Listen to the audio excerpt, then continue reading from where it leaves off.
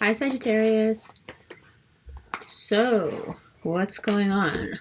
I'm wearing my glasses because my kid accidentally hit me in the eye and my eye's swollen. So, I don't want to put my contacts in.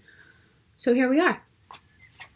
So, Sag, there's a lot going on, and you've got a full moon on the 9th in your sign. So, that'll affect you. It'll affect Geminis big time.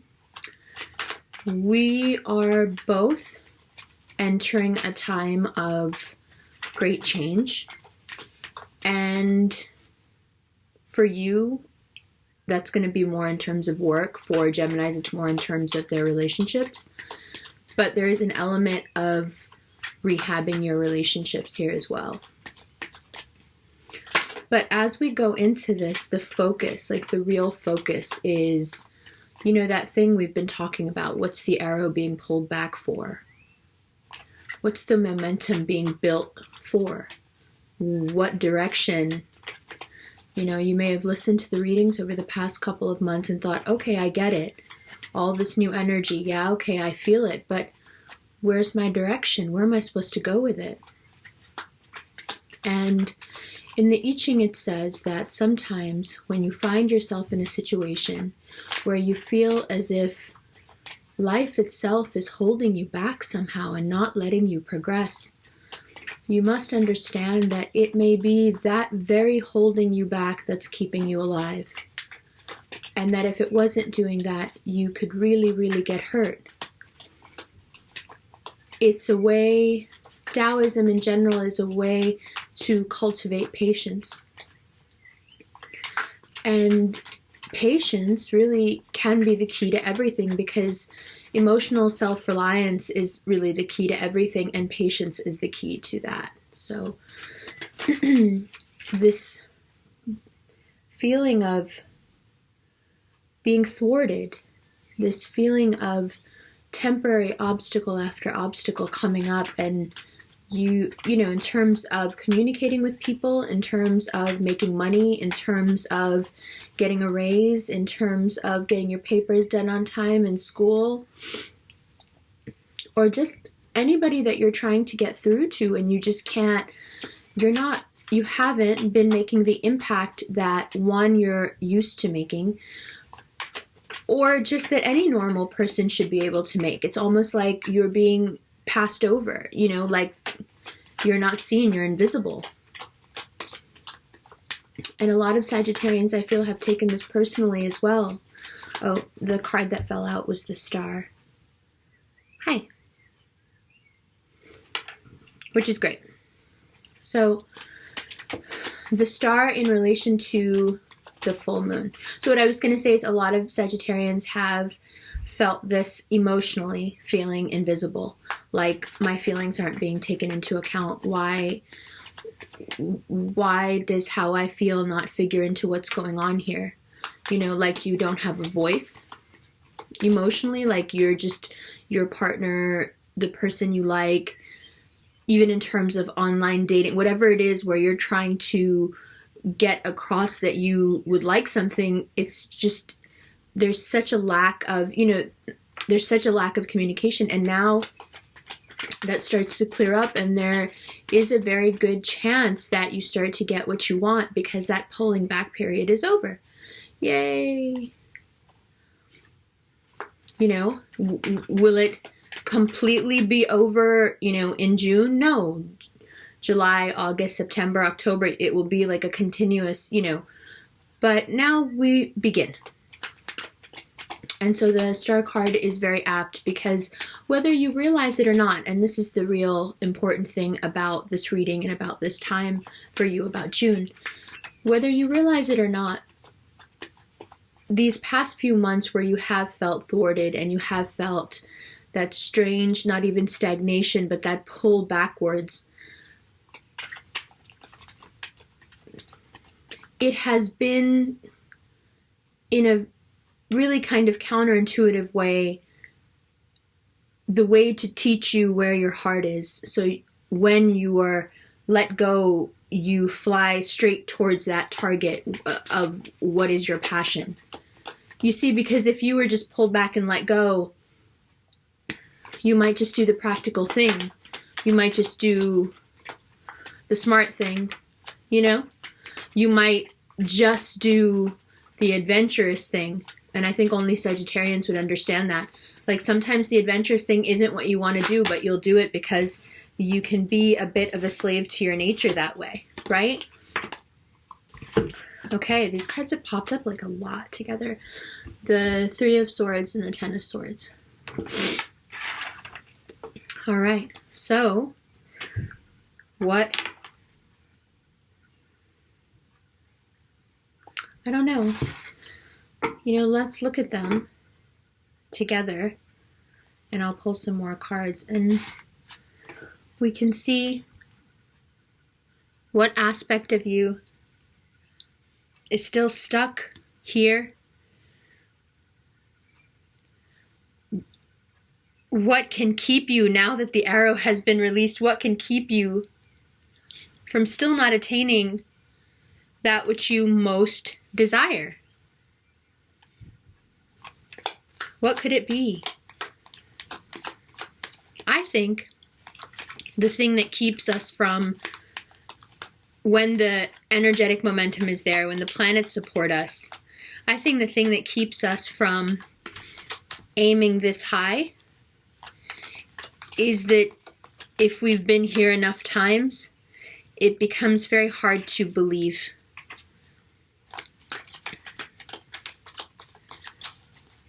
And I think this full moon and this month in general, the way this cardinal cross is set up, you are being asked to believe.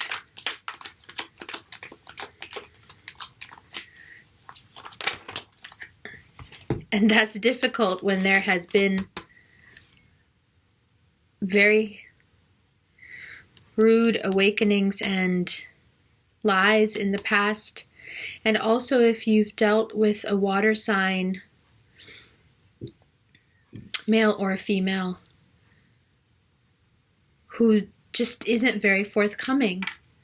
And here we also have the full moon again, which is not to be discounted at all, Sag. Let me look at my notes here. It is on the 9th. So the 9th is really important for you guys. It's really important on the day of the full moon, on the 9th, for you to be thinking in terms of what you want in a relationship, what you want in a work relationship, in a love relationship. And it's important that you on that day also be able to see a bridge between these experiences, which no doubt you've had. There's, no one is discounting that this has existed for a while. And perhaps it was naive of me to think that it would just work itself out of your energetic presence so quickly, because it is still at the end of the day that, it is still the beginning of the month. But what is the bridge between where we have found ourselves, what reality has been,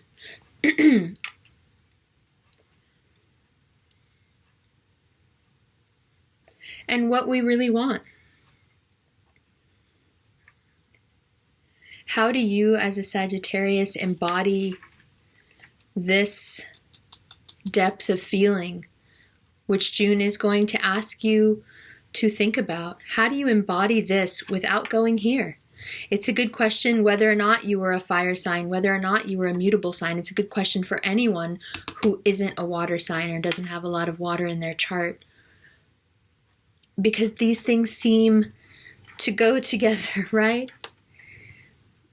Real depth and,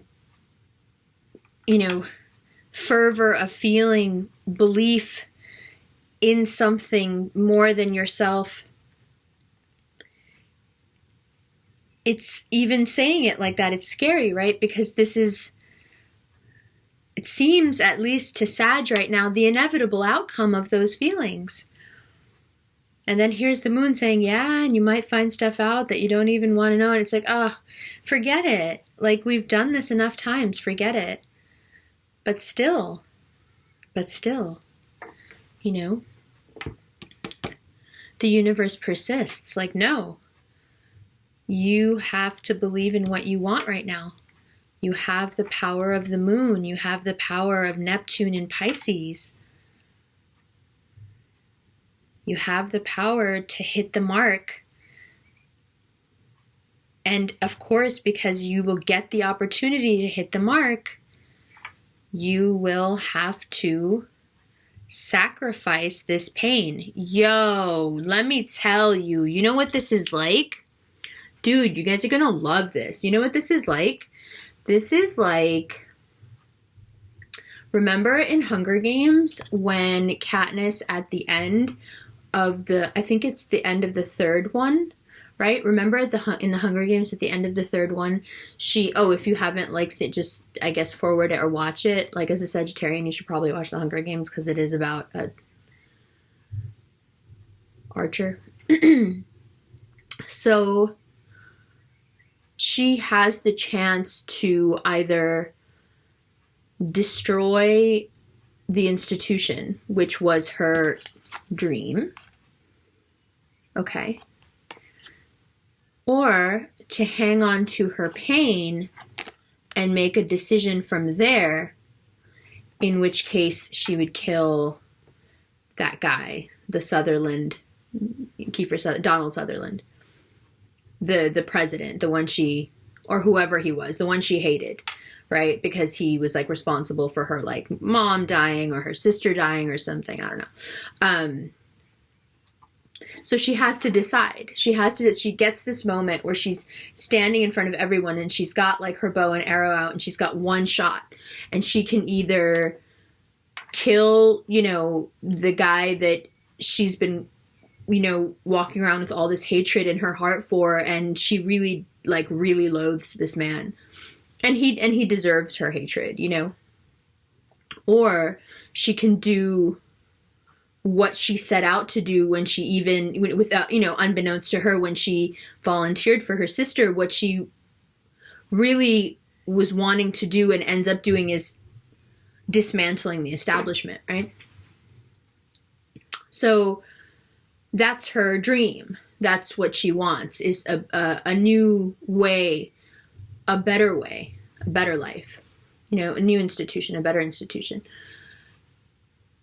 And in that moment where she's got, her arrow out, she has to decide if she's going to believe in herself, in the ability for institutions to be rehabilitated at all. She could be cynical and say, well, it doesn't matter who runs it, it's still going to be rotten. There are things that she has to believe in and have faith in to choose to kill that person instead of the person she just hates, who ultimately doesn't have any power. And so, it really doesn't go with her purpose. And in that moment, she chooses to put her past pain aside, and instead to put her faith in something that may be hard to believe in, for sure. She doesn't trust the government. She doesn't trust whoever is going to come in to replace that person. It's not like she's got some fairy tale ending in her head of what's going to happen. She knows there's still going to be lies and deceit. It's the world, right? The world goes up and down. And yet she chooses to believe in that ideal. She chooses to believe in that. And she kills the other, person instead. Therefore, bringing down, the government. Yay. And that's, that's where you find yourselves. The arrow is ready. You are standing there. You are Katniss. And you can aim this arrow of energy now at something that will ultimately be very destructive for you. Or you can aim it at something that may require a sacrifice from you, a sacrifice of pain, or perhaps letting go of some stuff from the past, or even just letting go of pain that no longer serves a purpose. Pain is supposed to be there to call attention to something. if the thing that you're supposed to call attention to is no longer there, the pain is useless. The pain is just something you're carrying around out of habit, right? So if you can't let go of that, then this arrow will inevitably, because that arrow is going to go where your energy goes, and your energy goes, your energy flows where your thoughts go. So if your thoughts are focused and concentrating almost like a loop on this sort of energy, and also the mistrust implied by this energy here, I mean, don't get me wrong, this is creativity, this is bringing things to light, this is many, many, many, many, many things. This is many things. But in the context of what we're looking at here, it's quite obviously your doubts, your fears. What you fear will come to light if you were to trust someone, if you were to trust yourself enough to go for something, if you were to, okay, so let's talk about it. So if you direct that arrow out of fear, it's inevitably going to take you towards, I think, this person who you don't trust. I think this is someone that you need to let come back on their own to you. And I think also it will direct you towards not doing right now. You have ideas, you have ambition right now, you have opportunity right now. And I fear that if you come from a place of fear as this energy is released, you will make bad decisions and bad choices in a time where there's so much opportunity and so much energy and so much fire available to you. And that would just be a shame.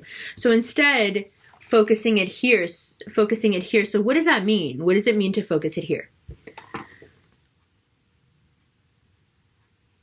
If you're like doing stuff to yourself, like, body-wise, if you're going to the gym, if you're getting plastic surgery, if you're getting haircuts, if you're getting, I don't know, eyelash extension, whatever, people do everything, right? Whatever you're doing, this is a good time to do it.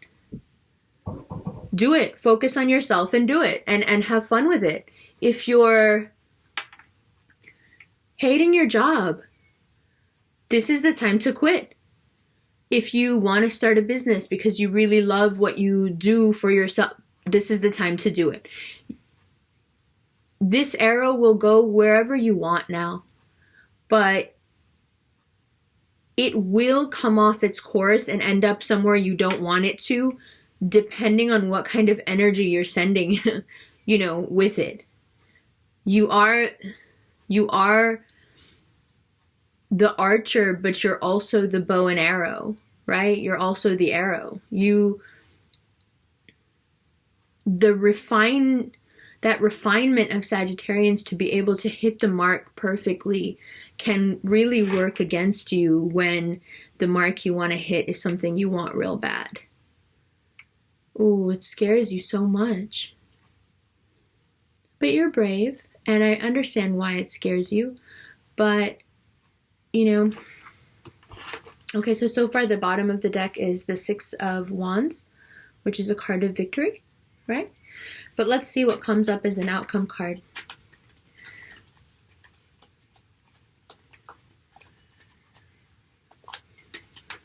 It's a good time to be near water, too.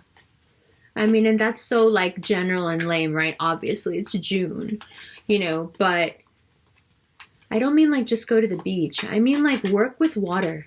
Work with intention. For me, it's not lost on me with a lot of, like, the healing work that I do, that this card of getting what you want and believing in it is associated with this much water. Because water is an interplay with consciousness. Water is aware. Water changes according to our consciousness. I'll do a ramblings video on it, but it is very easy to use water as a medium to enhance your intentions and have a very positive effect on the world around you. And you know this without knowing it. Holy water. Same thing. Holy water exists in every culture where there is any sort of a defined spiritual, system. And you can have your own holy water. You can bless your own water. You can, use the liquids, preferably only water that is going into your system, imbued with your intention. That's what I feel like she's doing in that card. She's like pouring her intentions out, pouring what she wants into the pond of the greater subconscious and letting those ripple out, letting those possibilities and those intentions ripple out into the greater, into the greater primordial soup, if you will, the implicate, as physicists call it. So my eye hurts, and it makes it like my whole face kind of hurts. I don't think that my kid understands that all that taekwondo, like, it's in his bones now. So even when he's just like moving around I was like, oh, whoa, why? Oh, and he was horrified. He was like, don't say it on your channel. I was like, of course I'm going to say it. Like, no one's going to, like, what are they going to say? Like, stop it. So, outcome card. Using water to set your intentions. Using water to perhaps direct this arrow. Maybe as simple as blessing a little bit of water with the intention of what you really want, that business, that partner, whatever. Just maybe luck is coming to me, and seeing, and just drinking it with that intention. Okay, so a bunch of cards fell out, so let's see. Page of Swords. You know what? I'm just going to put because the light is so bright. Oh, cool. The Six of Wands came up again. Awesome. All right, take a look. So these are the cards from before. We already know. And then the Moon and the Queen of Cups. All right. Page of Swords, Eight of Swords, Wheel of Fortune, awesome. Six of Wands, awesome. Seven of Pentacles, also very good. Round, round, round, round. I like it. So, oh, bottom of the deck.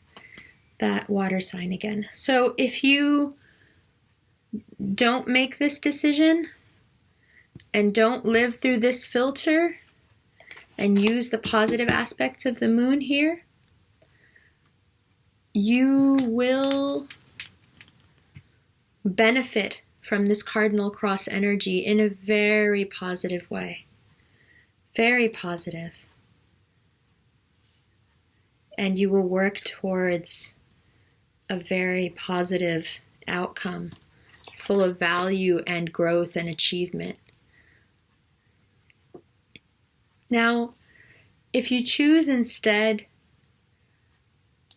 the toxicity and the fear and come from a place where all this is going on, then this wheel is going to throw you this way. And, well, what you've got over here is someone, who's going to offer you something, but really it's not nearly enough. Someone who will be pretty aggressive. Someone who will go from being kind of a dick to even more of a dick. And I'm saying that as an air sign, okay? Someone who will make you feel anxious and insecure and lost in your own thoughts and feeling helpless. And then inevitably cause enormous amounts of drama, which will then facilitate you going back into your cave and starting this cycle again. We don't need to do all that, Sag. We don't need any of this, obviously. We don't need any of this. These cards are so magnetic. This card like stuck to the other card. Wow, there's so much like kinetic energy over here. That's crazy. So, it's pretty clear. If we follow and believe in ourselves and follow our heart here, in terms of communication, work, leaving a work situation, starting a new work situation, changing ourselves, improving ourselves, however this translates This is using this full moon energy in such a positive way and swinging you, the Wheel of Fortune swings you over to this great side where we get going. We get going. Luck is with us. The universe is with us. And then we wait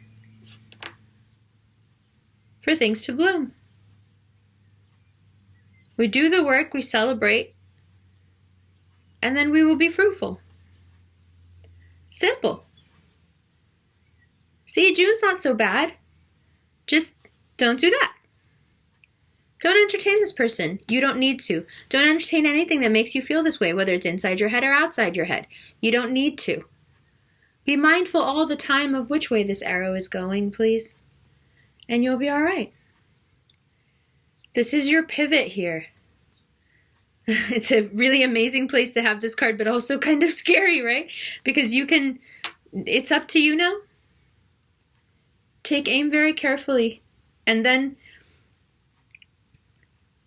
remember that you're not aiming for the thing, you're aiming through the thing. Don't get stuck in whatever is now. Aim through it. This is where we're going. Shoot for this, okay? All right. So, what else? The tickets for Oakland are on sale, and I'll leave the link below. I'm going to stop doing one-on-one readings because it's just getting too hectic for me, but I'm still doing them for now because I have a bit of a backlog, but I think within the next little bit here, I'm going to cut it out. But for the meantime, I'm doing Skype and phone readings and Skype, FaceTime, phone readings. But I might just start doing recorded readings instead. Also, in New York, I will be doing in-person readings all of August and September. And I've extended my LA trip so my San Francisco trip is the first 3 weeks of October, and my LA trip is the last week of October and the first 2 weeks of November. So I will be doing in-person readings there as well. I'll leave my info. Please email me if you'd like a reading. If you'd just like to get in touch with me, please use Instagram or Snap. I'll leave all that below. My friend Cynthia, who often makes me malas, saw in the last few videos from last month that I was just having a lot of my energy sucked away and that I was feeling very drained and kind of attacked. And so she sent me this mala, a protection mala, and I've been wearing it, and I immediately felt a lot better. And I don't know if you can, you guys are pretty clued in, right? You're super clued in actually. So you can see that I just feel more grounded. I feel safer, and that's kind of, that's the thing that was making me react so kind of, aggressively last month, is because I didn't feel safe. And that ties in with what we're talking about right now. It is that needing to feel safe and self-reliant emotionally that will direct this arrow the way you really want it to go. At the end of the day, you have to know that if all you have is you, you're okay. You're not all that you have. But to come from that place is total freedom.